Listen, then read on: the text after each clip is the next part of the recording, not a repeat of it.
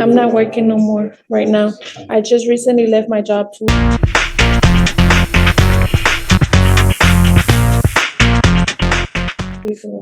Why? I told you to get a job, not lose a job. What I seem to think is happening is that you're not doing anything but smoking weed and doing nothing. It's not And right. that's not gonna happen.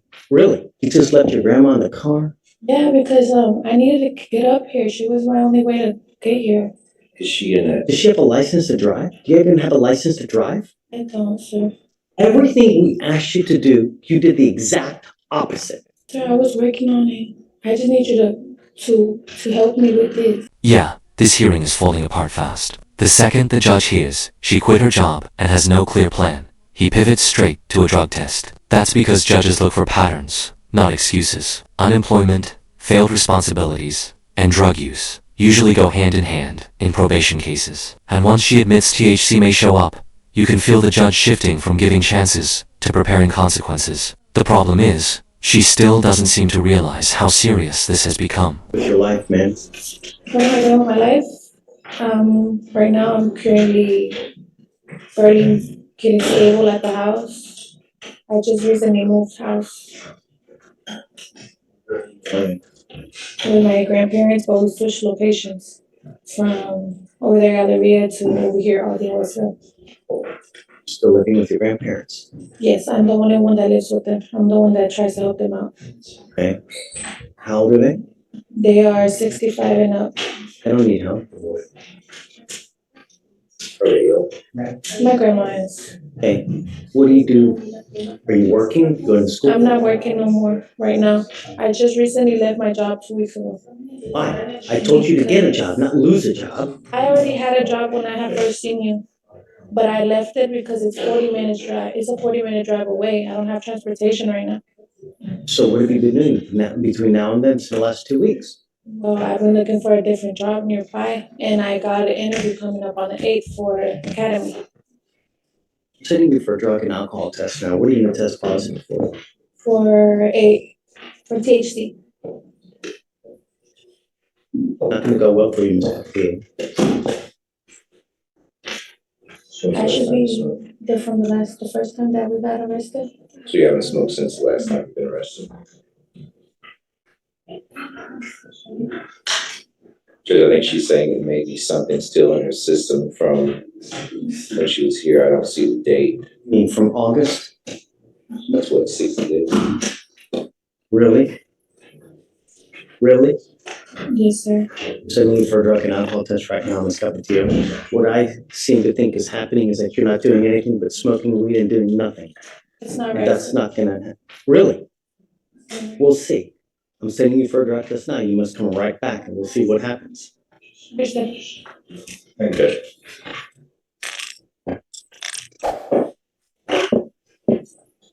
What happened? Positive. For what?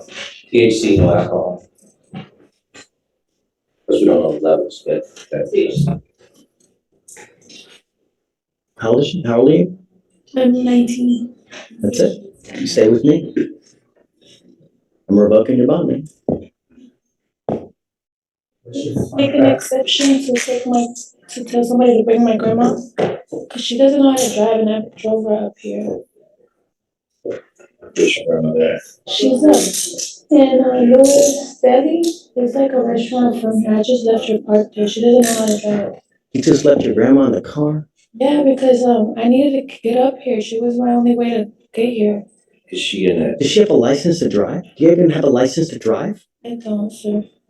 So your grandmother drove It's like you, or one you drove thing her? after the I other. drove my grandma here. Why'd you I bring don't her have here? any transportation, sir. I had to You can't drive if you ain't got a license and insurance. I was trying to provoke this. I was not trying to get arrested, sir.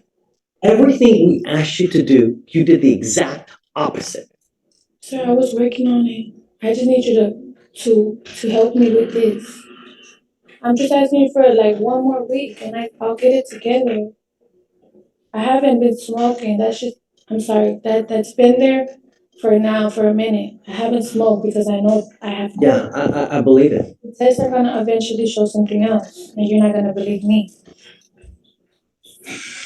I don't know what to tell you, Mr. Slatter, but I mean, it's like, it's literally, it's one thing after the other. Hear me out, sir. Judge, can I speak to you? You know what? I don't want to talk about the case, and you're really in enough hot water as it is. Because the problem is your grandmother probably doesn't have that many resources as is. So who do you have now that's going to pony up $10,000 to get you out? Okay, this is where the hearing completely falls apart. Driving to court without a license or insurance, while already under supervision, is a terrible decision. Then it gets even worse. When she admits her grandmother is waiting in the car nearby, every answer creates a new problem. Judges see this as blatant disrespect for the law. Because if you won't follow the rules on your way to court, why would they trust you outside of it? Bond revocation was almost guaranteed. You stuck like Chuck now for the next couple months in custody. All I asked you to do was be clean. Here's the key moment the judge lays out the only real options: lawyer, self-representation, or hire someone. There's no fourth option, no matter what arguments you make. Till, Page 6. page 6. Not only that, she bond forfeited how many times?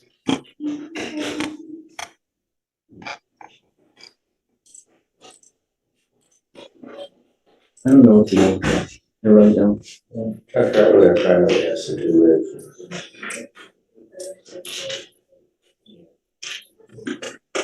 She has. Because the problem is that like, I can't let her drive home. She doesn't get a license and insurance. So even if I let her out, I can't let her drive. Will you do me a favor? Will you ask her if grandmother has the ability to drive? Or is there someone else that can come here, drive her? I'll find out. Please. Thank you. I wanted to let you know that I'm bringing you out here because I feel really bad. But you've done nothing to help yourself. But smoke weed, you're driving without a license, and you continue to violate conditions of this court. You didn't show up like a week or two ago, you know? So it's one thing after the other. We are trying to do everything in our power to get through to you, to try to better yourself and we truly want the best for you. But at this point in time, you're your own worst enemy. You're doing nothing for us to also help you out. If I let you go now, that's enabling you, telling you it's okay for you to continue to conduct and act like you're doing. Ms. Capetillo, it is not. Me, if I let you out now, it's enabling you, and I refuse to do that. I want you to understand that we mean business. And this is what happens when you don't follow conditions. We mean business. No catch and release here. Good. We'll see you in a couple days, and I really truly hope that you now will appreciate this, okay? I'm not letting you out. What I want you to understand is that if I let you out, you will get the understanding that it's okay for you to continue to do what you're doing, and it's not. One more thing. I'm not going to let you plead guilty just to get out. You pleading guilty to a theft case will be the absolute worst thing you can do because you will become unemployable. No one will hire you.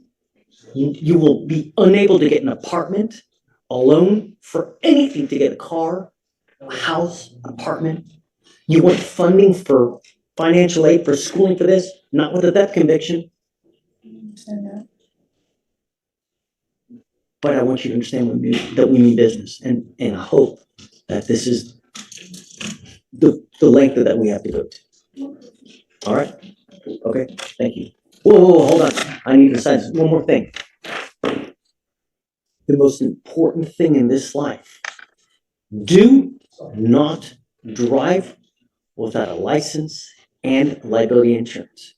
You will be signing an affidavit with me right now. This is a promise you're making to me not to drive. And if you do, I can have a contempt hearing, and you can be facing up to 180 days in jail and a $500 fine every time you drive.